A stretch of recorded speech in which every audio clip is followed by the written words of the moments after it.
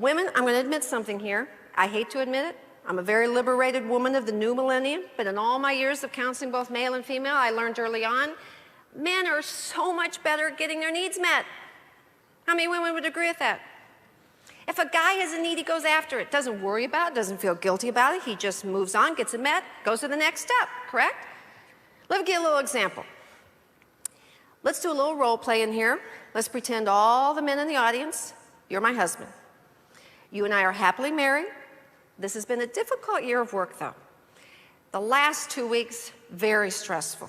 So guys, you and I, we're going to take off this Saturday. We're going to get in our car. No beepers, no phones, no kids. We're just going to get in the car and do a little 4-day bed and breakfast tour around the state. How's that sound? Only one problem, guys, you're starving. You are so hungry. We had no food in the refrigerator. We can't find a restaurant. You are so hungry now that you can't stand it. All of a sudden, men, we come across the hill. There it is. Great big green interstate sign says, food, next exit. Men, what do? Get off. Do you ask permission? Look at him. No. Guy has a need. It's called hunger. As an answer, it's called food. He goes in, gets himself a sandwich, cup of coffee. He's headed back down the highway, less than 9 minutes. What a great way to go through life. Now, let's turn it around. Women. Now, first of all, let me ask all the women here. How many women in this room are very independent? Sure you are. So am I. Women, we have come so far professionally. We have broken every glass ceiling there is to break. We are CEOs of major companies. Women are coaches of major sports teams. We are prime ministers of countries. Yet do you know that the average woman today is no better at getting her personal needs met than she was 100 years ago? Women, we're starving. We've been hungry for 2 hours. We come across signs that says, food next exit. The average woman today turns to her spouse or significant other and says what? Honey, are you hungry? What is that about? Honey, are you hungry? Do you know that the average woman, if she has a personal need, puts it in the form of a question rather than a statement? How many women would turn and say, John, I'm hungry. I don't really care whether you are or not. Get off now. That doesn't even sound right.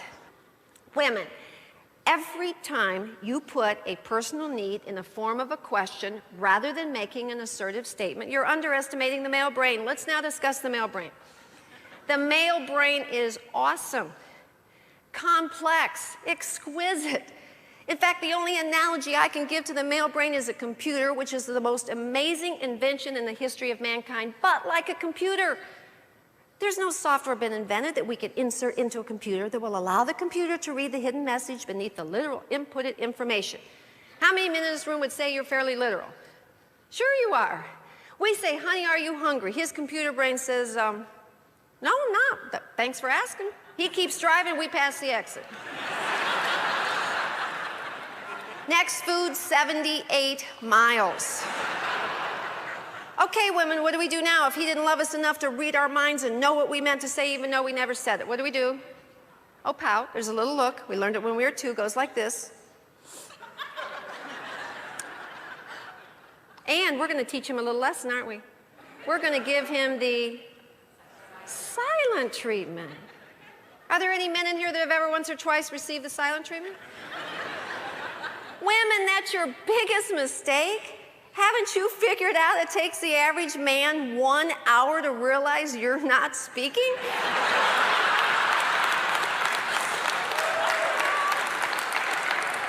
And if you asked him, he'd say without a doubt, this is the greatest hour in the whole vacation. He's just loving this hour. He's got the sunroof back, the windows down, the radio's up, the muscles in his neck are starting to relax. He's having a grand time. In fact, do you know what he's thinking in that hour that we're not speaking? He's thinking, what a great vacation. Gosh, I love her. How great is it to be so close to another human being that we don't have to fill up the time with stupid inane small talk. We can just enjoy the peace and quiet of one another's company. He's loving us more every minute we don't open our mouth. And we're getting madder every minute we don't open our mouth. Another hour goes by. We move into phase 2. It's called the female sigh. Let's hear it. Oh. He doesn't respond. He doesn't answer. Another hour goes by. Now women, we're ticked. We kick, hit, drop something, smash something. Men, you have no choice now but to ask us, what's wrong? Do you want to know? No, look at him. No.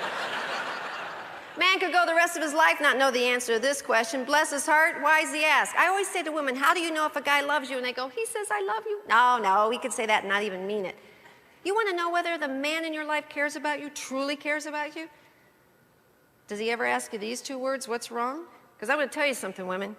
Men aren't afraid of death, disease, torture, or war. You know what wakes a man up in the middle of the night in a cold sweat? The very thought that tomorrow you will have him involved in a discussion about the relationship. For him to utter the words, what's wrong, are the scariest, most loving words he could ask. So bless his heart, he finally says, what's wrong? Do we now look at him and say, I'll tell you what's wrong, I've been hungry for 2 hours, now get off. Is that what we do? Oh, he says, what's wrong? We answer, nothing. His computer brain says, good, and he keeps on driving.